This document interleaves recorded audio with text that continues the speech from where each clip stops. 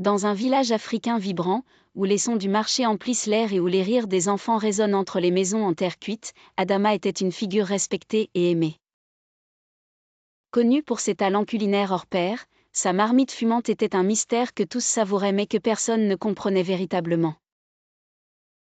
Pourtant, derrière son sourire chaleureux se cachait une profondeur insondable que peu de gens osaient scruter.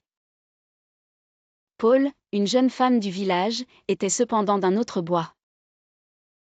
Curieuse et intrépide, elle avait toujours admiré les plats d'Adama mais un jour, attisée par l'envie de savoir, elle se mit en tête de découvrir le secret de cette fameuse marmite.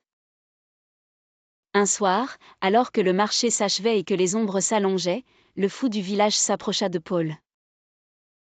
Son allure était débraillée, ses yeux, un mélange de sagesse et de folie.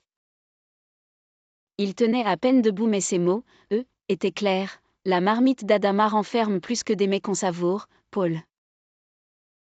Ouvre l'œil et le bon. Intrigué par cet avertissement, Paul décida de mener sa propre enquête. Attendant que la nuit recouvre le village de son manteau étoilé, elle s'aventura discrètement jusque chez Adama. Là, dans l'obscurité de la maison, elle trouva la marmite reposant au centre de la pièce, entourée d'un silence pesant. En s'approchant, elle découvrit des ingrédients qu'elle ne soupçonnait même pas. Des herbes noires comme la nuit, des ossements de petite taille, et le plus inquiétant, un liquide noirâtre qui semblait chuchoter à ses oreilles. La vérité se dessina alors devant elle avec une terrible clarté, Adama usait de sorts anciens. Pris de panique, Paul s'enfuit de la maison et courut vers le cœur du village. Sa découverte jeta le village dans un chaos sans précédent.